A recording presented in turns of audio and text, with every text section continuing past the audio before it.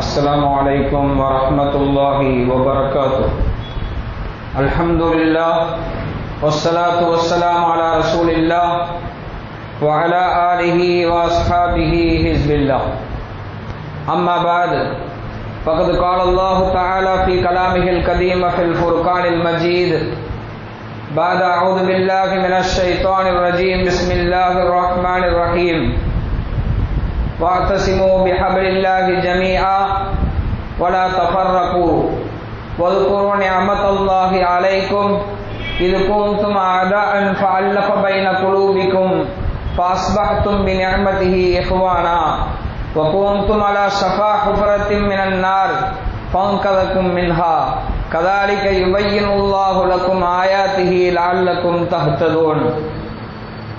عن ابن عمر رضي الله عنه أن رسول الله صلى الله عليه وسلم قال صلاة الجماعة أفضل من صلاة الفرد ب27 درجة. صدق الله وصدق رسول الله. அளவில்லா அருளாளன் நிகரில்லா அன்புடையோன் எல்லாம் வல்ல அல்லாஹு தஆலாவுக்கே அனைத்து புகழும் உரித்தாகுக. அவனது தூதர் அகிலத்தின் அருட்கொடை நம் உயிரிலும் மேலான கண்மணி நாயகம் ஸல்லல்லாஹு அலைஹி வஸல்லம் அன்னவர்கள் மீதும் அன்னாரின் பரிசுத்த உம்மத்தார்கள் அனைவரின் மீதும் வல்ல அல்லாஹ்வின் வற்றா கருணை என்றென்றும் நின்று நிலவட்டுமாக. ஆமீன். அன்பிற்கும் இறைநேசத்திற்கும் உரித்தான அல்லாஹ்வின் அடியார்களே, இஸ்லாமிய மாத வரிசையில் பெருமானார் ஸல்லல்லாஹு அலைஹி வஸல்லம் அவர்களால் பரக்கத்தான மாதம் என்று அடையாளப்படுத்தப்பட்டிருக்கிற ரஜபு மாதத்தின் 3ஆம் ஜும்மாவினை நாம் அடைய பெற்றிருக்கிறோம். அல்ஹம்துலில்லாஹ். மரியாதைக்குரியவர்களே, இந்த மாதம் தொழுகை கடமையாக்கப்பட்ட மாதமாக இருந்து கொண்டிருக்கிறது. இந்த மாதத்தில் தான் பெருமானார் ஸல்லல்லாஹு அலைஹி வஸல்லம் அவர்கள் மிஅராஜ் என்கிற விண்வெளி பயணம் மேற்கொண்டார்கள். அல்லாஹு தஆலா அவரை அங்கு அழைத்து மிக பிரம்மாண்டமான பரிசாகிய தொழுகையை அல்லாஹு தஆலா வழங்கிய மாதமாக இந்த ரஜபு மாதம் இருந்து கொண்டிருக்கிறது. இன்ஷா அல்லாஹ் எதிர்வருகிற ஜும்மாவில் நாம் மிஅராஜ் சம்பந்தமாக நாம் பார்ப்போம். மரியாதைக்குரியவர்களே, தொழுகை கடமையாக்கப்பட்டிருக்கிற இந்த மாதத்தில் நம்முடைய சிந்தனைக்கு சில விஷயங்கள். தொழுகை என்பது 5 நேரம் கட்டாயம் ஒரு முஸ்லிம் தொழுதாக வேண்டும். அந்த தொழுகையை அவன் தனியாக தொழுவதை விட ஜமாத்தாக தொழுவது சிறந்தது என்று நம்முடைய மார்க்கம் சொல்கிறது. பெருமானார் ஸல்லல்லாஹு அலைஹி வஸல்லம் அவர்கள் சொன்னதாக இப்னு உமர் ரலியல்லாஹு அன்ஹு சொல்கிறார்கள், ஸலாத்துல் ஜமாஅத்தி அஃதலு மின் ஸலாத்தில் ஃபர்த் பி27 தரஜா. தனித்து தொழுவதை விட கூட்டாக தொழுவது 27 மடங்கு நன்மையை பெற்று தரும் என்பதாக நபிகள் நாயகம் ஸல்லல்லாஹு அலைஹி வஸல்லம் அவர்கள் சொன்னார்கள். அப்படியானால் தனித்து இருப்பதை விட ஒற்றுமையாக இருப்பது எவ்வளவு பெரிய பாக்கியம் என்பதை இந்த ஹதீஸ் நமக்கு உணர்த்துகிறது. தனித்தனி பிரிவுகளாக தனித்தனி குழுக்களாக இருப்பதை விட நீங்கள் எல்லோரும் ஒன்றுபட்டிருப்பது எவ்வளவு அவசியம் என்பதை இந்த பெருமானார் ஸல்லல்லாஹு அலைஹி வஸல்லம் உடைய வாக்கியம் நமக்கு உணர்த்துகிறது. நமது இமாம்கள் ஜமாத்தாக கூட்டாக தொழுவதை சுன்னத் முஅக்கதா கட்டாயமாக்கப்பட்ட சுன்னத் என்றும், வாஜிப் கடமை என்றும், ஃபர்து கிஃபாயா என்று சொன்னால் ஊரில் இருக்கிற எல்லோரின் மீதும் கடமை, அதில் ஒரு கூட்டம் ஜமாத்தாக தொழுகையை நிறைவேற்றிவிட்டது என்றால் அந்த கடமை, அதாவது தொழுகை என்கிற கடமை நீங்காது, ஜமாத்தை நிறைவேற்றுதல் என்கிற கடமை நீங்கிவிடும். அந்த அளவுக்கு அந்தஸ்தில் உள்ளதாக ஃபர்து கிஃபாயா என்று சொல்வார்கள். ஆக இப்படி கடமை கட்டாயமாக்கப்பட்ட சுன்னத் என்று வலியுறுத்தப்படுகிறது ஜமாத்துடைய தொழுகை. நாயகம் ஸல்லல்லாஹு அலைஹி வஸல்லம் அவர்கள் சொல்வார்கள், அதாவது சஅத் இப்னு அபீ தல்ஹா ரலியல்லாஹு அன்ஹு அவர்கள் சொல்கிறார்கள், எனக்கு அபூதர்தா ரலியல்லாஹு அன்ஹு சொன்னார்கள், என்னிடத்தில் கேட்டார்கள், உன்னுடைய வீடு எங்கு இருக்கிறது என்று கேட்டார்கள். அப்போது நான் ஹிம்ஸ் என்கிற பகுதியில் என்னுடைய வீடு இருக்கிறது என்று நான் பதில் சொன்னேன். அப்ப அபூதர்தா ரலியல்லாஹு அன்ஹு சொல்கிறார்கள், நான் நாயகம் ஸல்லல்லாஹு அலைஹி வஸல்லம் அவர்கள் சொல்ல கேட்டிருக்கிறேன், உங்களில் 3 பேர் ஒரு ஊரில் இருந்து அங்கே பாங்கு சொல்லப்படாமலோ அல்லது அங்கே தொழுகை ஜமாத்தாக நிறைவேற்றப்படாமலோ இருந்தால் அங்கே ஷைத்தான் அவர்களை சூழ்ந்து கொள்கிறான். எனவே ஜமாத்தாக தொழுவதை, ஒன்றுபட்டு தொழுவதை நீங்கள் கடைபிடித்துக் கொள்ளுங்கள் என்று நாயகம் ஸல்லல்லாஹு அலைஹி வஸல்லம் சொன்னார்கள் என்று அபூதர்தா ரலியல்லாஹு அன்ஹு சொல்லிவிட்டு, ஃபஇன்ன ذئب يأكل القاسية, ஓனாய் இருக்கிறதே அது தனித்து இருக்கிற பிராணிகளை, தனித்து இருக்கிற ஆட்டை, இன்னொரு ரிவாயத்திலே ஃபஇன்னமா يأكل الذئب من الغنم القاسية, ஆட்டு மந்தைகளில் இருந்து எந்த ஆடு தனித்து இருக்கிறதோ அதைத்தான் ஓனாய் சாப்பிடும், கூட்டாக இருக்கிறதை ஓனாய் சாப்பிடாது என்று நபிகள் நாயகம் ஸல்லல்லாஹு அலைஹி வஸல்லம் சொன்னார்கள். அப்படியானால் தனித்து இருந்தால் ஷைத்தான் நம்மிடத்திலே ஊடுருவி விடுவான், ஷைத்தான் நம்மிடத்திலே ஊடுருவி விடுவான். கூட்டாக இருந்தால் ஷைத்தானுடைய ஊடுருவல் ஏற்படாது என்பதை பெருமானார் ஸல்லல்லாஹு அலைஹி வஸல்லம் நமக்கு உணர்த்தி காட்டுகிறார்கள். தனித்திருப்பவனை ஷைத்தான் வீழ்த்தி விடுவான் என்று நபிகள் நாயகம் ஸல்லல்லாஹு அலைஹி வஸல்லம் சொல்கிறார்கள். குர்ஆனுடைய வசனம் ஒற்றுமையாக இருப்பது எவ்வளவு அவசியம் என்பதை நமக்கு வலியுறுத்துகிறது. அல்லாஹ் சொல்வான், வஅத்தஸிமு பிஹப்லில்லாஹி ஜமீஆ வலா தஃபர்ரகு, நீங்கள் அல்லாஹ்வின் கயிற்றை, அதாவது ஒற்றுமையாக நீங்கள் பற்றி பிடித்துக் கொள்ளுங்கள், நீங்கள் பிரிந்து விடாதீர்கள். அல்லாஹ் உங்களுக்கு நீங்கள் விரோதிகளாக இருந்த நேரத்திலே செய்த அருளை எண்ணி பாருங்கள். உங்களின் உள்ளத்திலே அல்லாஹு தஆலா ஒற்றுமையை ஏற்படுத்தினான், நீங்கள் சகோதரர்களாக மாறிவிட்டீர்கள், நீங்கள் நரகத்தின் விளிம்பிலே இருந்தீர்கள், அல்லாஹ் உங்களை அதிலிருந்து பாதுகாத்தான் என்பதாக அல்லாஹ் குர்ஆனிலே சொல்லுகிறார். அப்ப தனித்திருப்பது, பிளவுகளை ஏற்படுத்தி இருப்பது, பிரிந்திருப்பது எல்லாம் நரகத்திற்கு கொண்டு போகிற செயல் என்று அல்லாஹ் உணர்த்துகிறார். ஒற்றுமையாக இருப்பது என்பது அல்லாஹ்வின் பேரருள் என்பதையும் அல்லாஹு தஆலா இந்த வசனத்தின் மூலமாக நமக்கு உணர்த்தி காட்டுகிறார். மரியாதைக்குரியவர்களே, தொழுகையிலும் கூட சஃபிலே எப்படி நிற்க வேண்டும் என்பதை நாயகம் ஸல்லல்லாஹு அலைஹி வஸல்லம் வழிகாட்டுகிற போது, நீங்கள் தோளோடு தோள் சேர்ந்து நில்லுங்கள், நீங்கள் வலா ததரு ஃபுர்ஜாத்தில் லிஷயாத்தீன், நீங்கள் ஷைத்தானுக்கு அதிலே இடைவெளியை விட்டு விடாதீர்கள். வமன் வஸல ஸஃபன் வஸலஹுல்லாஹ், யார் சஃபிலே சேர்ந்து நிற்கிறார்களோ அவர்களை அல்லாஹ் சேர்த்துக் கொள்கிறான். வமன் கதஅ ஸஃபன் கதஅஹுல்லாஹ், யார் சஃபை விட்டும் தனியாக துண்டித்து நிற்கிறாரோ அவரை அல்லாஹ் துண்டித்து விடுகிறான் என்பதாக நபிகள் நாயகம் ஸல்லல்லாஹு அலைஹி வஸல்லம் சொன்னார்கள். தொழுகையில் தனியாக தொழுவதை விட ஜமாத்தாக தொழுவது சிறந்தது. அந்த ஜமாத்திலும் கூட தோளோடு தோள் நின்று நெருக்கமாக ஒருவரை ஒருவர் நெருக்கிக் கொண்டு நிற்பது சிறந்தது என்பதாக பெருமானார் ஸல்லல்லாஹு அலைஹி வஸல்லம் சொல்கிறார்கள். அப்படி இடைவெளி விட்டால் அங்கே ஷைத்தான் புகுந்து விடுவான் என்று பெருமானார் ஸல்லல்லாஹு அலைஹி வஸல்லம் நமக்கு சுட்டி காட்டுகிறார். யார் சஃபை விட்டும் துண்டித்து விடுகிறார்களோ அவரை அல்லாஹ் துண்டித்து விடுகிறான், யார் சஃபை சேர்ந்து கொள்கிறார்களோ அவர்களை அல்லாஹ் சேர்ந்து கொள்கிறான் என்பதாக நபிகள் நாயகம் ஸல்லல்லாஹு அலைஹி வஸல்லம் சொன்னார். இந்த இடத்துல நாம் ஒரு மஸ்அலாவை கவனிக்க வேண்டும். தொழுகையிலே ஜமாத்தாக நிற்கிற போது பலரும் பல மாதிரி நிற்கிறார்கள். எல்லோருடைய குதிங்கால்களும் ஒரே மாதிரியாக இருக்க வேண்டும், ஒரே நேர்கோட்டிலே இருக்க வேண்டும். அதுவும் இமாமுக்கு பின்னால் ஒருவர் நிற்பார், அதற்கு பின்னால் வலதுபுறம் ஒருவர், அடுத்து இடதுபுறம் ஒருவர், இப்படியாகத்தான் சஃபை பூர்த்தி செய்ய வேண்டும். வலதுபுறமாகவே அதிகமான நபர்கள் நிற்கக்கூடாது. நிற்பதானால் இடது பக்கத்தை விட ஒரு நபர் அதிகமாக வலது பக்கம் இருக்கலாம். நாம் இது விஷயத்தில் கவனத்தில் எடுத்துக்கொள்ள வேண்டும். வலது பக்கம் நிற்பது நல்லது என்று எல்லோருமே வலது பக்கமாகவே நிற்பதை பார்க்க முடிகிறது. அது தவறான ஒரு வழிகாட்டல். வலது பக்கம் ஒருவர், இடது பக்கம் ஒருவர், இப்படித்தான் சஃபை பூர்த்தி செய்ய வேண்டும். இரண்டாவது, சேரில் நின்று தொழுபவர்கள் சஃபை விட்டும் தனித்து நிற்கிற சேர்ல உட்கார்ந்து தொழுபவர்கள் சஃபை விட்டும் தனித்து இருக்கிறார்கள். அது குற்றம் அல்ல, அது ஒரு இடையூறின் காரணத்தினாலே அவர்கள் அப்படி ஒதுங்கி இருக்கிறார்கள். அப்படியே சேரை முன்சப்பிலே போட்டால் அந்த சேரினுடைய பின்னங்கால் எல்லோரும் குதிங்கால் வைக்கிற இடத்துல இருக்கணும். சில பேர் என்ன செய்யறாங்க, அந்த சேரை பின்னால தள்ளி முன்கால் இருக்கிறது அது குதிங்கா வைக்கிற இடத்துல இருக்கிற மாதிரியும் அந்த சப்பை விட்டு அவர்கள் விலகி செல்வதை போல இருக்கிறது. இது தவறான ஒன்று. என்றால் பின்னால் சப்பில வருவர்களுக்கு இடையூறாகிவிடும்.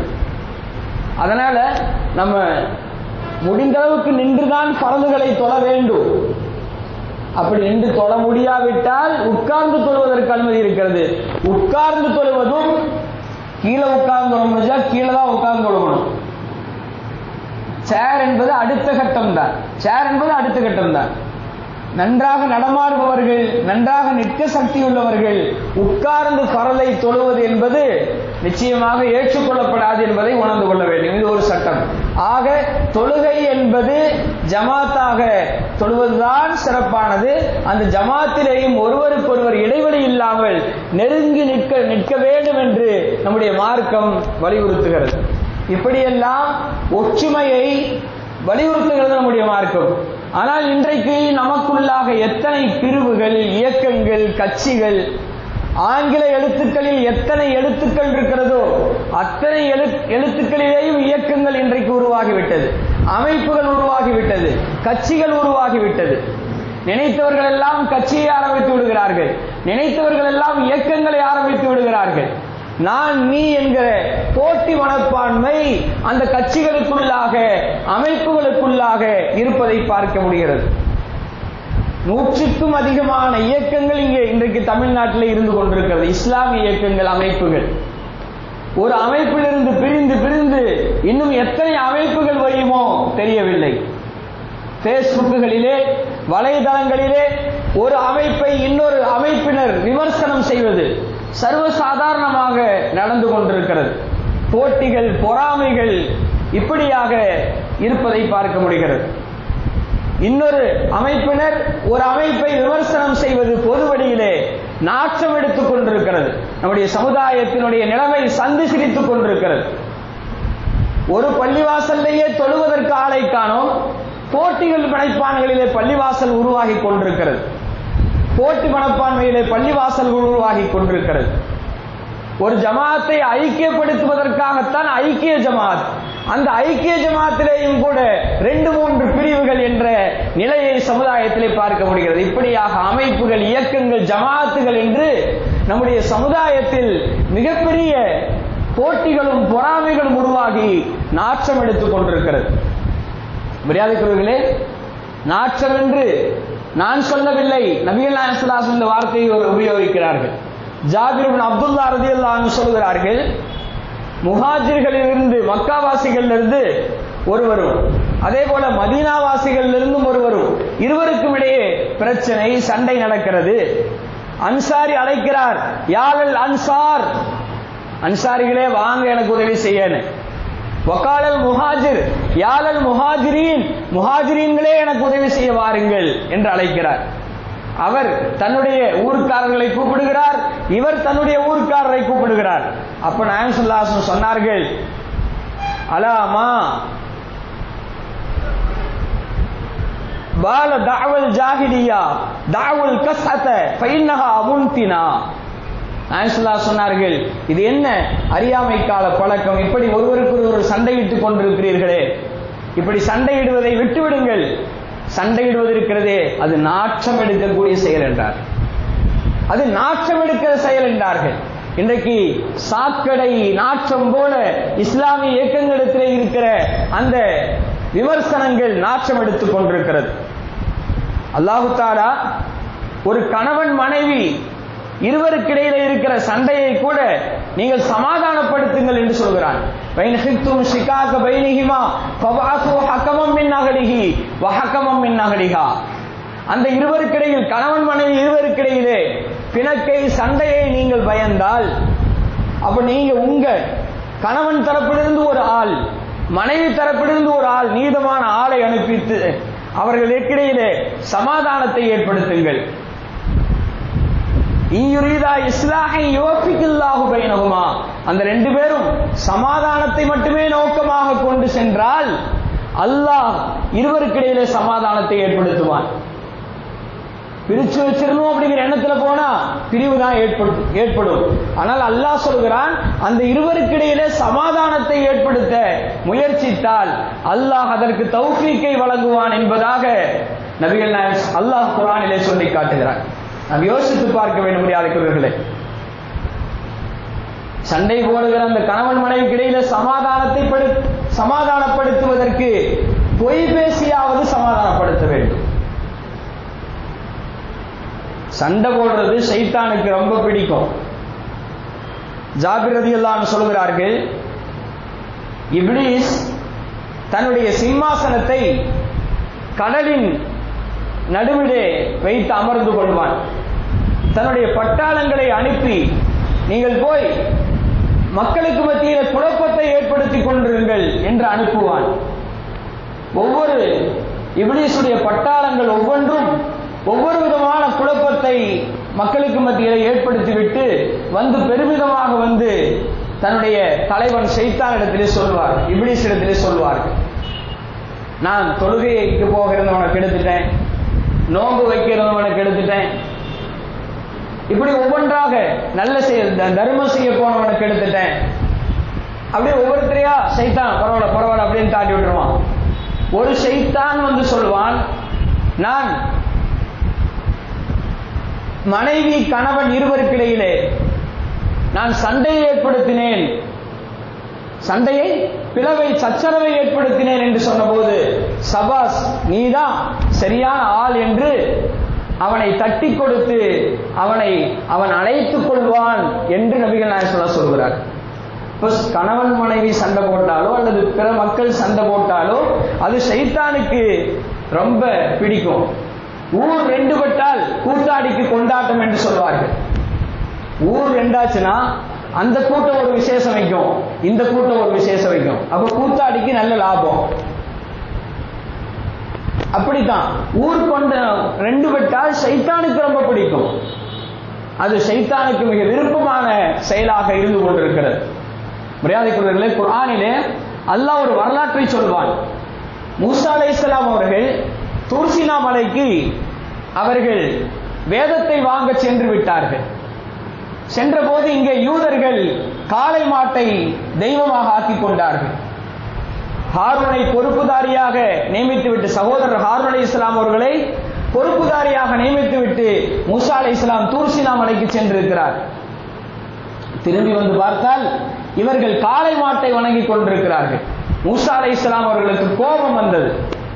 தன்னுடைய சகோதரனுடைய தாடியையும் சட்டையையும் பிடித்து, காலையா ஹாரூன் மாமன் ஆக்கைதர் ஆய்த்தகும் லல்லு அல்லாஹ் தத்தபியானி அஃபஸைத அம்ரி, ஹாரூனே நீங்கள் இப்படி இவர்கள் வழிகட்டுக் கொண்டிருக்கிற போது நீங்கள் தடுத்திருக்க வேண்டாமா?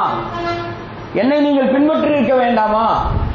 என்னுடைய கட்டளைக்கு நீங்கள் மாறு செய்து விட்டீர்களா என்று ஹாரூன் அலைஹிஸ்ஸலாம் அவர்களை மூசா அலைஹிஸ்ஸலாம் அவர்கள் கேட்கிறார்கள்.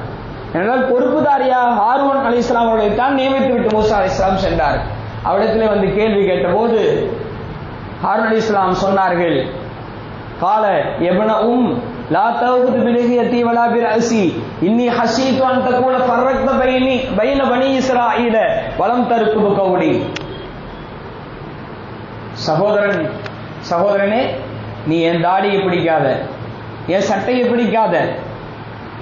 நான் எங்கே இவர்களுக்குள்ளாக நான் சொன்னால் கேட்க மாட்டார்கள், நீங்கள் சொன்னாலாவது கேட்பார்கள், நான் சொன்னால் கட்டுப்பாட்டுக்கு வர மாட்டார்கள்.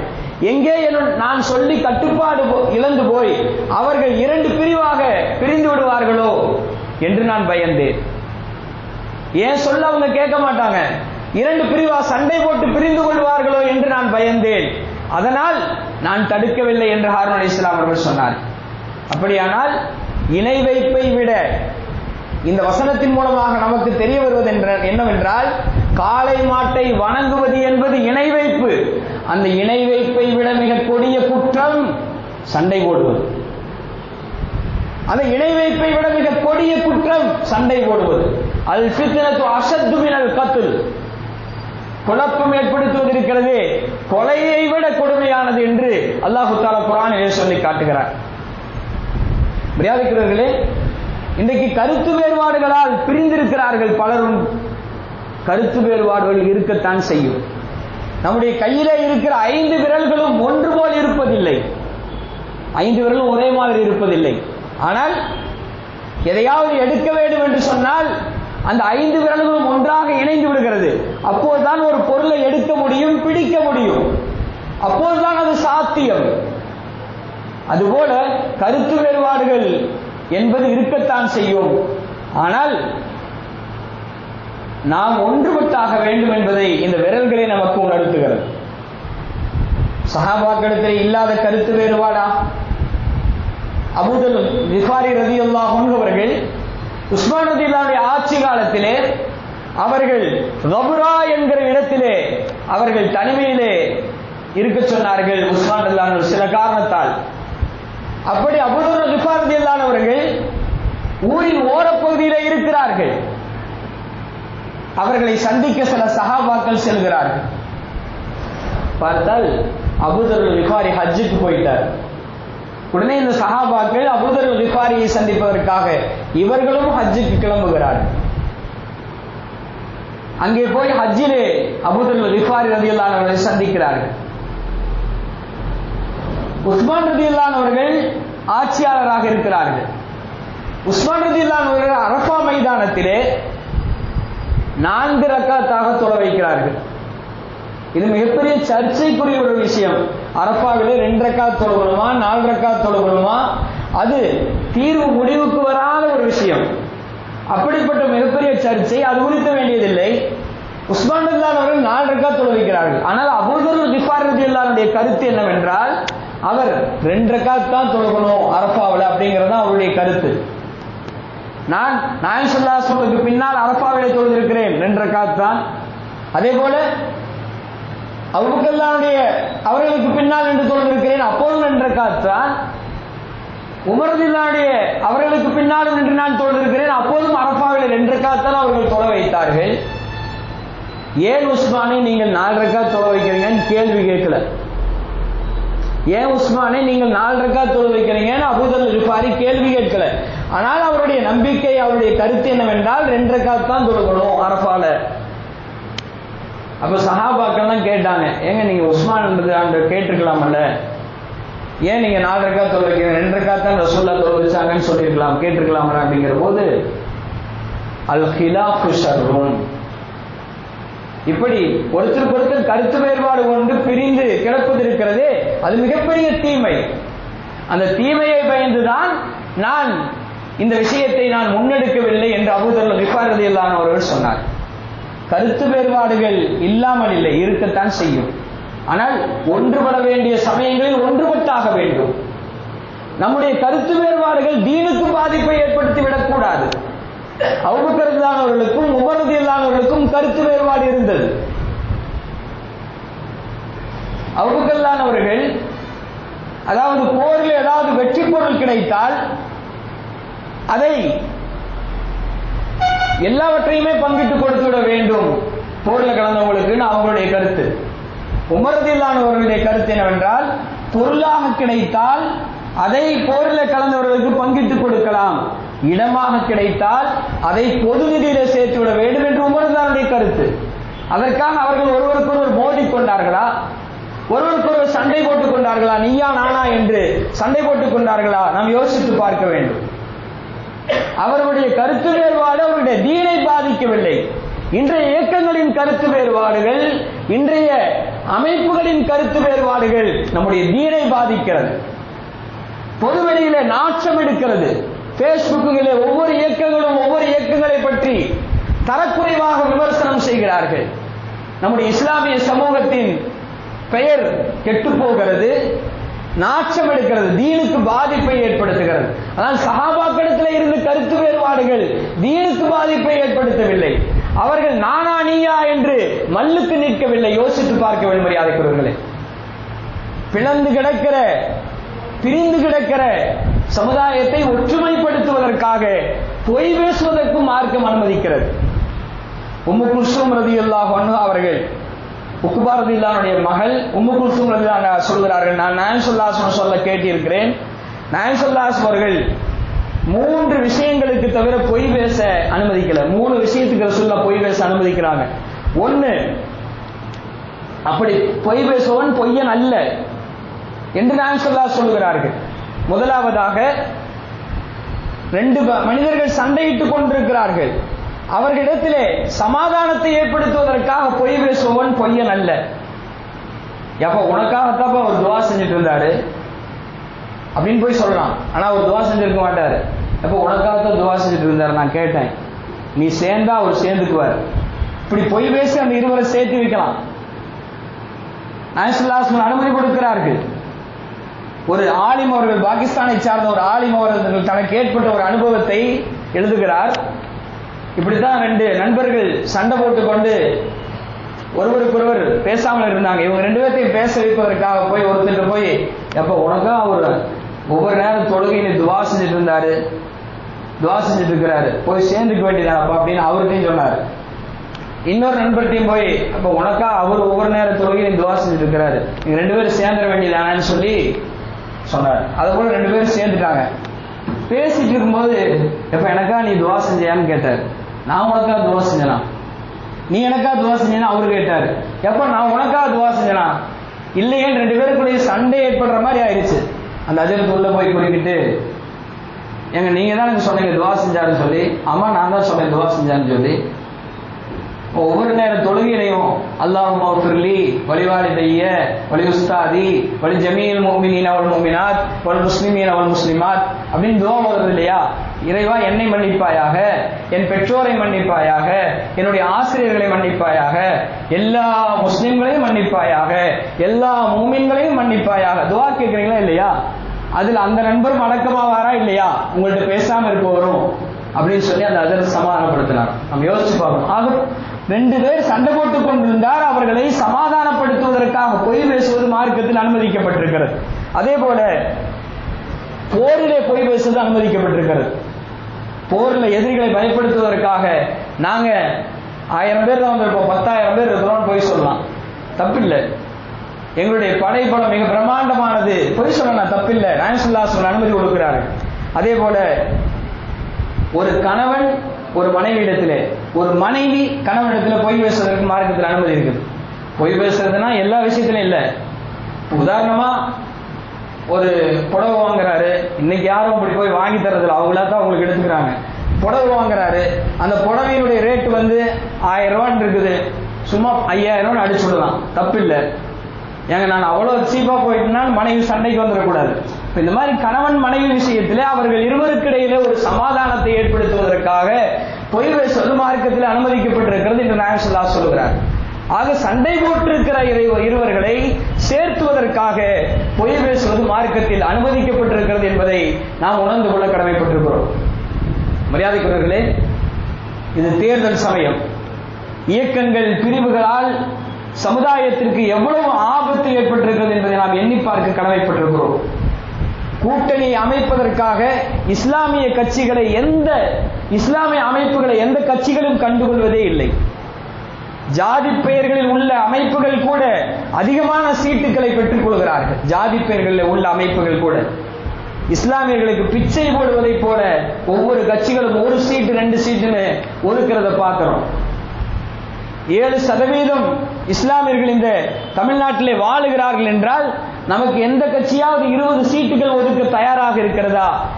அப்படி தயார் இல்லை. ஏன்னா நாம ஒன்றுபட தயார் இல்லை. பாய் நீங்க எல்லாம் ஒன்னாயிட்டு வாங்க பாய்ங்கிறான், நீங்களாம் ஒன்னாயிட்டு வாங்க பாய்ங்கிறான். நம்ம எனக்கு ஒரு சீட் கிடைச்சா போதும், எனக்கு ஒரு சீட் கிடைச்சா போதும்னு ஆளாளுக்கு ஒவ்வொரு இயக்கமும் ஒவ்வொரு அமைப்பும் சமுதாய நலனை பார்க்காமல் தனக்கு சீட்டு கிடைத்தால் போதும் என்கிற நிலையில் தான் இருந்து கொண்டிருக்கிறார்கள். யாரும் ஒன்றுபடுவதற்கு தயார் இல்லை. வலா தனாஸு வதஃப்ஷலு வதذهب ரீஹுக்கும், நீங்க சண்டை போடாதீங்க. அல்லாஹ் குர்ஆன்ல சொல்றான், நீங்கள் அடையாளம் இழந்து போய் விடுவீர்கள், கோழைகளாகி விடுவீர்கள் என்று அல்லாஹ் சொல்றான். இன்றைக்கு அந்த நிலைமைதான் ஆகிக்கொண்டிருக்கிறது. இஸ்லாமிய இயக்கங்கள் நானா நீயா என்று சண்டை போடுவதால் இன்றைக்கு இஸ்லாமிய அடையாளமே எடுபட்டு போய்விடுகிற சூழல் ஏற்பட்டிருக்கிறது. பரம எதிரிகள் கூட இன்றைக்கு ஒன்று சேர்ந்து விடுகிறார்கள். சர்வதேச லெவலில், இந்தியா லெவலில், மாநில லெவலில் அரசியலில் நண்பனும் இல்லை எதிரியும் இல்லை என்று பரம எதிரிகள் கூட ஒன்று சேர்ந்து விடுகிறார்கள். யூதர்களும் கிறிஸ்தவர்களும் பரம எதிரிகள். மரியாதைக்குரியவர்களே, யூதர்கள் ஈசா அலைஹிஸ்ஸலாம் அவர்களை விபச்சாரத்தில் பிறந்தவன் என்று சொல்கிறார்கள். நஅூது பில்லாஹ். அவர்கள் கடவுளாக கருதுகிற, கிறிஸ்தவர்கள் கடவுளாக கருதுகிற ஈசா அலைஹிஸ்ஸலாமை அவர் விபச்சாரத்தில் பிறந்தவர் என்கிறார்கள். மரியம் அலைஹிஸ்ஸலாம் அவர்களை விபச்சாரி என்கிறார்கள். இப்படி அவர்கள் கடவுளாக நினைப்பவர்களை கூட மிகப்பெரிய பாரதூரமான குற்றச்சாட்டை வைக்கிற அந்த யூதர்களோடு கிறிஸ்தவர்கள் கைகோர்த்து விடுகிறார்கள். எந்த விஷயத்தில்? இஸ்லாமியர்களை எதிர்க்கிற விஷயத்தில். இந்த ரெண்டு பேரும் ஒன்று சேர்ந்து இஸ்லாமியர்களை தாக்குகிறார்கள். ஆனால் ரெண்டு பேரும் ஒருவருக்கொருவர் ஆகாது. கிறிஸ்தவர்கள் மூசா அலைஹிஸ்ஸலாம் அவர்களை நபியாக ஏற்றுக்கொள்ளவே இல்லை. அவர்களின் மதத்தை அவர்கள் அங்கீகரிக்கவில்லை. இதுதான் நிலைமை. ஆனால் ரெண்டு பேரும் கைகோர்த்துறான். எதுக்கு? இஸ்லாமியர்கள் அழிப்பதற்காக. ஆனால் இன்றைக்கு நம்முடைய இயக்கங்கள், நம்முடைய சமுதாய அமைப்புகள் ஒன்று சேர தயாரில்லை. உலகத்திற்கே ஒற்றுமை பாடம் எடுத்த இஸ்லாமிய மார்க்கத்தை சார்ந்தவர்கள் ஒன்று விடுவதில்லை. இஸ்லாமிய மார்க்கம் உலகத்துக்கே ஒற்றுமை பாடத்தை நடத்தியது. நாயகம் ஸல்லல்லாஹு அலைஹி வஸல்லம் அவர்கள் தன்னுடைய ஹஜ்ஜத்துல் விதா என்கிற அந்த கடைசி ஹஜ்ஜத்துல் விதா என்கிற அந்த கடைசி ஹஜ்ஜிலே ஆட்சிய உரையில் சொன்னார்கள், இன்ன இலாஹுக்கும் வாஹித், உங்களுடைய இறைவன் ஒருவன். இன்ன ரப்பக்கும் வாஹித், உங்களை வளர்ப்பவன் இறைவன் ஒருவன். இன்ன அபாக்கும் வாஹித், உங்களுடைய தந்தை ஒருவர், உங்களுடைய தாய் ஒருவர். லா ஃபதுல அரபியின் வலா அலா அஜமியின், அலா அஜமியின், எந்த அரபிக்கும் பெருமை இல்லை மற்றவர்களை விட, எந்த மற்ற மொழி பேசுபவர்களுக்கும் பெருமை இல்லை அரபை விட. மொழியால் இனத்தால் எல்லோரும் சகோதரர்கள். கருப்பன் வெள்ளையன் என்கிற பாகுபாடு கிடையாது என்றெல்லாம் பாடம் நடத்திய பெருமானார் ஸல்லல்லாஹு அலைஹி வஸல்லம் நம்முடைய உம்மத்தை சார்ந்த நாம், அவர்கள் பிறந்த 1500 ஆண்டு காலமாகிவிட்டது. அவர்கள் இருந்தபோது, அவர்கள் இஸ்லாத்தை ஏற்றுக்கொள்வதற்கு முன்னால் ஒட்டகை தன்னுடைய கிணற்றிலே நீரந்தியது என்பதற்காக காலாகாலமாக சண்டை போட்டுக் கொண்டிருந்த அவர்கள் கூட ஒன்றுபட்டு விட்டார்கள். ஆனால் இன்றைக்கு இருக்கிற இந்த இஸ்லாமிய சமுதாய அமைப்புகள் ஒன்று சேர மறுப்பதை பார்க்கிற போது வேதனையாக இருந்து கொண்டிருக்கிறது. மரியாதைக்குரியவர்களே, அத்தீனு அன்-நஸீஹா, ரசூலுல்லாஹ் சொன்னார்கள், தீன் என்பது பிறருக்கு நலவை நாடுவதாக இருக்கும். நாயகம் இஸ்லாத்தை ஏற்றுக்கொள்ள வருகிறவர்களுக்கெல்லாம் நாயகம் அவர்கள், நீங்கள் இணை வைக்க கூடாது, நீங்கள் அல்லாஹ்வை தொழ வேண்டும், ஜகாத்து கொடுக்க வேண்டும் என்றெல்லாம் உடன்படிக்கை செய்கிற நாயகம் அவர்கள், நீங்கள் எல்லோரும் நன்மை செய்ய வேண்டும், முஸ்லிம்கள் எல்லோருக்கும் நன்மை செய்ய வேண்டும், அனைத்து மக்களுக்கும் நன்மை செய்ய வேண்டும் என்று உடன்படிக்கை எடுத்துக்கொண்டார்கள். அப்படியானால் இப்படி நன்மை செய்ய வேண்டும் என்று இருக்க, ஆனால் இன்றைக்கு நம்முடைய சமுதாயம் பிரிந்து பிளவுகளாக இருப்பது வேதனையாக இருந்து கொண்டிருக்கிறது. மரியாதைக்குரிய, கருத்து வேறுபாடுகள் இருக்கத்தான் செய்யும், அது தீனை பாதிக்க கூடாது. சமுதாயத்திற்கு ஒரு பிரச்சனை என்றால் ஒன்று சேர்ந்து விட வேண்டும். ஆனால் இன்றைக்கு நிலைமை எப்படி இருக்கிறது தெரியுமா மரியாதைக்குரியவர்களே? சொன்னால் வெட்கக்கேடாக இருந்து கொண்டிருக்கிறது. பொது சிவில் சட்டம் பாசிச அரசு கொண்டு வந்த போது அதை எதிர்த்து எல்லா அமைப்புகளும் ஒன்று சேர்ந்து போராட்டம் நடத்தலாம் என்று போராடுவதற்கு அழைப்பு கொடுத்தால், இஸ்லாமிய அமைப்பின் தலைவர்களுடைய லட்சணத்தை பாருங்கள். அவர்கள் அவன் மேடைக்கு வந்தால் நான் வரமாட்டேன் என்று சொன்னார்கள். அவன் மேடையில் இருக்கக்கூடாது, நான் வரமாட்டேன் என்று சொன்னார்கள். சிஏஏ என்ஆர்சி போன்ற நிலைமை ஏற்பட்ட போது அப்போதும் எல்லோரும் ஒன்றிணைந்து மேடைக்கு வாருங்கள் என்று அழைக்கிற போது, அவன் என் அமைப்பிலிருந்து பிரிஞ்சு போனவன், புதுசா ஒரு அமைப்பு உருவாக்கி இருக்கிறான், அவன் மேடையில் இருக்கக்கூடாது, அவன் பேரை நோட்டீஸ்ல போடக்கூடாது, என் பேரை முன்னாடி போடணும், என் பேரை கீழே போடக்கூடாது என்றெல்லாம் சண்டையிட்டவர்கள் நிதர்சனமான உண்மை மரியாதைக்குரியவர்களே. இப்படி இருக்கிற இஸ்லாமிய இயக்கங்கள் சமுதாயத்தின் நலனுக்காகவா இருக்கிறார்கள்? யோசித்து பார்க்க வேண்டும். ஒரு கை நிச்சயமாக ஓசை தராது, பல கைகள் ஒன்று சேர வேண்டும், ஒன்றிணைய வேண்டும். அப்போதுதான் சமுதாயத்தின் மதிப்பு தெரியும், பிறருக்கு தெரியும். இன்றைக்கு நாமே பிரிந்து கிடக்கிற காரணத்தினாலே இன்றைக்கு இஸ்லாமிய சமுதாயத்தை எல்லோரும் துச்சனமாக நினைக்கிறார்கள். இன்றைக்கு எதிரி ஆட்சி கட்டில உட்கார்ந்து கொண்டு இஸ்லாமிய சமுதாயத்தை எதிர்ப்பதையே தன்னுடைய லட்சியமாக அஜெண்டாவாக கொண்டு வந்து பல்வேறு சட்டங்களை நெருக்கடிகளை போட்டுக் கொண்டிருக்கிற போதும் கூட இன்றைக்கும் இஸ்லாமிய சமுதாயம் விழிப்புணர்வு இல்லாமல் இருக்கிறது என்றால் வேதனைப்படுவதை தவிர வேறில்லை. மரியாதைக்குரியவர்களே, விட்டு கொடுத்து வாழ வேண்டும். என்ன பதவிகளும் என்ன உங்களுடைய அந்த அமைப்பினுடைய லட்சணங்களும் யோசித்து பார்க்க வேண்டும். நாம் யோசித்து பார்க்க வேண்டும். மரியாதைக்குரியவர்களே, எல்லோரும் ஒரு தாய் மக்கள் என்கிற உணர்விலை விட்டு கொடுத்து வாழ வேண்டும். பெருமானார் ஸல்லல்லாஹு அலைஹி வஸல்லம் அவர்கள் 1400 சஹாபாக்களோடு ஹுதைபியா மக்காவுக்கு உம்ரா செய்வதற்காக செல்கிறார்கள். இஹ்ராமும் அணிந்து விட்டார்கள். செல்கிற வழியிலே மக்காவை தொடுவதற்கு 6 கிலோமீட்டர் தான் இருக்கிறது. அங்கே ஹுதைபியா என்ற இடத்தில் எதிரிகளால் தடுத்து நிறுத்தப்படுகிறார்கள். பெருமானார் ஸல்லல்லாஹு அலைஹி அவர்கள் தடுத்து நிறுத்தப்பட்டு அவர்கள் உம்ரா செல்வதற்கு தடை செய்கிறார்கள். அங்கே ஒரு உடன்படிக்கையை பெருமானார் ஸல்லல்லாஹு அலைஹி வஸல்லம் செய்தார்கள். அது வரலாற்றில் பொன்னெழுத்துக்களால் பொறிக்கப்படுகிற உடன்படிக்கையாக இருந்து கொண்டிருக்கிறது. ஹுதைபியா உடன்படிக்கை. பல பேர் முயற்சி செய்தார்கள், சமாதானமாகவில்லை. சுஹைல் இப்னு அம்ர் என்பவர் வருகிறார் எதிர் தரப்பிலிருந்து. இப்போது அல்லாஹ் லேசாக்கி விடுவான். சஹல் என்றால் லேஸ் என்று பொருள். அவர் பின்னால் இஸ்லாத்துக்கு வந்து விட்டார். இவர் மூலமாக லேசாகி விடும் என்று பெருமானார் ஸல்லல்லாஹு அலைஹி சொன்னார்கள். அங்கே உடன்படிக்கை எழுதப்படுகிறது. முதல்ல பிஸ்மில்லாஹ் ரஹ்மான் ரஹீம் என்று எழுதுகிற போது, இது என்ன பிஸ்மில்லாஹ் ரஹ்மான் ரஹீம் என்று எழுதுகிறீர்கள், நாங்கள் அதை ஒற்றுக்கொள்ள மாட்டோம், பிஸ்மிக் அல்லாஹும்ம என்று போடுங்கள், அல்லாஹ்வின் திருப்பெயரால், அது போதும், பிஸ்மில்லாஹ் ரஹ்மான் ரஹீம்னா வேண்டாம். அடுத்து நாயகம் வாசகம் சொல்கிறார்கள், மின் முஹம்மது ரசூலுல்லாஹ், முஹம்மது ரசூலுல்லாஹ் இடத்திலிருந்து இலா சுஹைல் இப்னு அம்ர், சுஹைல் இப்னு அம்ருக்கு எழுதி கொடுக்கிற உடன்படிக்கை என்று பெருமானார் ஸல்லல்லாஹு அலைஹி வாசகம் சொல்கிறார்கள். அப்போது அந்த சுஹைல் சொல்கிறான், நீங்கள் ரசூலுல்லாஹ் என்பதை நாங்கள் ஏற்றுக்கொள்ளவில்லை. நீங்க என்ன ரசூலுல்லாஹ்னு போடுறீங்க, முகமது இப்னு அப்துல்லாஹ்னு போடுங்க, அப்துல்லாவின் மகன் முகமது என்று போடுங்கள். குட்ட குட்ட குனிவது என்பார்களே, அதுபோல் நாயகம் ஸல்லல்லாஹு அலைஹி வஸல்லம் குட்ட குட்ட குனிந்தார்கள். அப்படியே வாசகத்தை எழுத சொன்னார்கள். அடுத்து இந்த மக்காவிலிருந்து யாராவது மதீனாவுக்கு வந்தால் நீங்கள் திருப்பி அனுப்பிவிட வேண்டும். எவ்வளவு பெரிய பாதகமான ஒப்பந்தம். மதீனாவிலிருந்து யாராவது வந்தால் நீங்கள் எங்களை, மதீனாவிலிருந்து யாராவது மக்காவுக்கு வந்தாங்கன்னா நீங்க திருப்பி அனுப்பணும். மதீனாவிலிருந்து மக்காவுக்கு யாராவது வந்தால் நாங்க அனுப்ப மாட்டோம். மக்காவிலிருந்து யாராவது மதீனாவுக்கு வந்தா நீங்க திருப்பி அனுப்பிச்சிடணும், முஸ்லீம்களை அனுப்பிச்சிடணும். அப்படி ஒரு வாசகம்.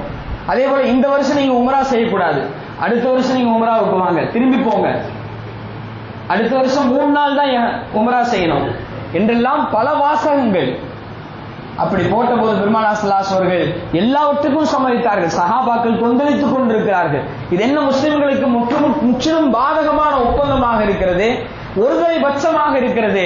நாயகம் ஸல்லல்லாஹு அலைஹி வஸல்லம் குட்ட குட்ட குனிந்தார்கள். அந்த உடன்படிக்கையை பற்றி அல்லாஹ் சொல்கிற போது குர்ஆனிலே சொல்கிறான், இன்னா ஃபதஹ்னா லக ஃபதஹம் முபீனா, நிச்சயமாக மகத்தான வெற்றியை நாம் கொடுத்தோம் என்கிறான் அல்லாஹ். குட்ட குட்ட குனிந்தது அவர்களுக்கே முழுக்க முழுக்க சாதகமாக இருந்ததை மகத்தான வெற்றி என்று அல்லாஹ் சொல்கிறான். ஸ்பெயினிலே முஸ்லிம்கள் பிளவுபட்டதால் எவ்வளவு பெரிய பாதிப்புகள் ஏற்பட்டது தெரியுமா? 805 ஆண்டு காலங்கள் முஸ்லிம்கள் ஸ்பெயின்ல ஆண்டார்கள். இன்றைக்கு கோயா என்கிற ஒரு எழுத்தாளர், கேரளாவை சார்ந்தவர், அவர் ஸ்பெயினுக்கு சென்று விட்டு வந்து ஒரு எழுதி இருக்கிறார் ஒரு நூல். நான் ஸ்பெயினுடைய நடைபாதைகளிலே நடந்து சென்று கொண்டிருந்தேன், லொஹருடைய நேரமாகிவிட்டது, எங்கிருந்தாவது பாங்கு சப்தம் வருமா என்று பார்த்தேன், எங்கிருந்தும் பாங்கு சப்தம் கேட்கவில்லை. ஸ்பெயின்ல பள்ளிவாசல்களே இல்லை. 800 ஆண்டு காலம் முஸ்லிம்கள் ஆண்டார்கள். அன்றைக்கு பள்ளிவாசல்கள் எல்லாம் இருந்தது, அந்த பள்ளிவாசல்கள் எல்லாம் சர்ச்சுக்களாக மாறிவிட்டது. ஏன் அப்படிப்பட்ட ஒரு இழிநிலையை இஸ்லாமியர்கள் சந்தித்தார்கள் என்றால் இது போன்ற கருத்து வேறுபாடுகளால் தான். நீயா நானா என்கிற அந்த போட்டி மனப்பான்மை தான்.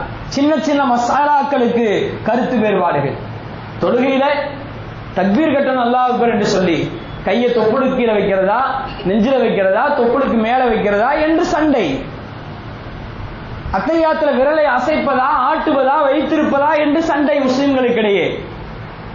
தொழுகை, நோன்பு, ஜக்காத்து, ஹஜ் எல்லாம் கடமை என்கிற விஷயத்தில் கருத்து வேறுபாடு இல்லை. சின்ன சின்ன இந்த மசாலாக்களிலே சில கருத்து வேறுபாடுகள் இருக்கிறது. இதை பிரதானமாக்கியதால் அங்கே முஸ்லிம்கள் ஆட்சி இழந்தார்கள். எந்த அளவுக்கு சொல்கிறார்கள் என்று சொன்னால், குர்ஆன்ல தௌபு சூரா என்கிற ஒரு அத்தியாயம் இருக்கிறது, குகைவாசிகளை பற்றி சொல்லுகிற வரலாறு. அதிலே அந்த 7 நபர்கள் குகைவாசிகளாக இருந்தார்கள். அவர்கள் அல்லாஹ் 300 வருஷம் தூங்க வச்சான், அவங்களோட ஒரு நாய் இருந்தது என்று குர்ஆன்ல வருது. இதை ஒரு அஜர்த்திட்ட போய், ஏங்க அந்த குகைவாசிகளோட இருந்த அந்த நாய் இருக்குது, அது கருப்பா வெள்ளையான்னு கேட்டிருக்காங்க. அந்த அஜர்த்து கருப்புன்னு சொல்லியிருக்காரு. இப்ப இந்த வாரம் ஜும்மா நீங்க அந்த நாய் கருப்பு தான் பேசுங்க, அடிச்சு பேசுங்கன்னு சொல்லி தூண்டி விட்டார். அந்த அஜர்த்து ஆதாரமா எடுக்கிறார் அந்த நாய் கருப்புன்னு சொல்லி. இது நமக்கு தேவையா? இன்னொரு பள்ளியில போய் அங்க போய் தூண்டி விட்டு, ஹசரத் அந்த நாய் குகைவாசிகளோடு இருந்த அந்த நாய் இருக்கிறதே அது வெள்ளைன்னு பேசுங்க. அவர் வெள்ளைங்கிறதுக்கான ஆதாரமாக அடுக்கி பேசுகிறார். ஜும்மா முடிஞ்சு வருகிறார்கள் மக்கள் கூட்டம் கூட்டமாக. எங்க ஹஜ்ரத் அருமையாக பயான் பண்ணார், அந்த நாய் கருப்பு தான். அந்த கூட்டம் சொல்லிச்சு, எங்க ஹஜ்ரத் பயான் பண்ணார், அந்த நாய் வெள்ளை தான். நாய் வெள்ளையா கருப்பா என்று இருவருக்கிடையிலே சண்டை. இப்படியாக சில சில மசாலாக்களிலே சண்டை ஏற்பட்டு சச்சரவு ஏற்பட்டு அங்கே ஒரு முஸ்லிம்கள் கூட இல்லாமல் 805 ஆண்டு காலம் வாழ்ந்த முஸ்லிம்கள் விரட்டி அடிக்கப்பட்டார். யோசித்து பார்க்க வேண்டும். இன்றைக்கு கருத்து வேறுபாடுகளால் சண்டையால் நாம் இழந்த இழப்புகள் ஏராளம் ஏராளம். லைலத்துல் கத்ர் இரவு எதை என்பதை நான் அறிவிக்க வந்தேன். பெருமானார் சொல்லுகிறார்கள், 2 பேர் சண்டை போட்டிருந்தாங்க, அது எது என்பதை அல்லாஹ் எனக்கு மறக்கடிச்சுதாங்க ரசூலுல்லாஹ் சொன்னாங்க. அது லைலத்துல் கத்ர் இரவுடைய கடைசி 10 நாட்களில் தேடிக்கொள்ளுங்கள், ஒற்றைப்படை இரவுல தேடிக்கொள்ளுங்கள், 23, 21, 25, 27, 29 தேடிக்கொள்ளுங்கள் என்றெல்லாம் நாயகல்லாஹ் அவர்கள் பல்வேறு விதமான அறிவிப்புகளை அறிவிக்க காரணம் லைலத்துல் கத்ர் இதுதான் என்று ஆணித்தரமாக பெருமானார் ஸல்லல்லாஹு அலைஹி வஸல்லம் அடித்து சொல்ல முடியாமல் போனதற்கான காரணம் இயக்க சண்டை, நம்மிடத்தில் இருந்த கருத்து வேறுபாடுகள், இதுதான் காரணமாக இருந்து கொண்டிருக்கிறது. நாம் இழந்த இழப்புகள் ஏராளம் ஏராளம் முடியாதே. எனவே நமக்கு பல இயக்கங்கள் இருக்கலாம், அமைப்புகள் இருக்கலாம். எல்லோரும் முஸ்லிம்களுக்கு ஒன்று என்றால் ஒன்றிணைவதற்கு தயாராக வேண்டும். ஒரு கை நிச்சயமாக ஓசை தராது, எல்லாம் இணைந்த கைகள் தான் நிச்சயமாக ஓசையை தரும். எனவே ஒன்றுபட்டு வாழ்வோம். ஒன்றுபட்டு வாழ்வதன் மூலமாக நிச்சயமாக அது அல்லாஹ்வின் பேரருளாக இருந்து கொண்டிருக்கிறது. அதைத்தான் தொழுகையில ஜமாத்தாக ஒன்றிணைவதும் கூட ஒற்றுமையை தான் வலியுறுத்துகிறது. நீங்கள் கொஞ்சம் கூட கேப் இல்லாம ஒட்டி ஒட்டி நில்லுங்கள் என்று நாயகல்லாஹ் வழிகாட்டி இருக்கிறார் என்று சொன்னால், நீங்கள் கேப் விட்டால் ஷைத்தான் அங்கே புகுந்து விளையாடி விடுவான். உங்களுக்குள் பிளவு ஏற்பட்டு விட்டால் ஷைத்தான் புகுந்து விளையாடி விடுவான் என்பதை உணர்த்துகிறது. எனவே நாம் ஒன்றுபட்டு செயல்படுவோம். அல்லாஹ் தஆலா எதை சொன்னோமோ எதை கேட்டோமோ அதன் அடிப்படையில் செயல்படுவதற்கு அன்பாக்கியத்தை வளர்த்து தந்தல்வானாக. ஆமீன். வாஹிரு தஅவானா அல்ஹம்துலில்லாஹி ரப்பில் ஆலமீன்.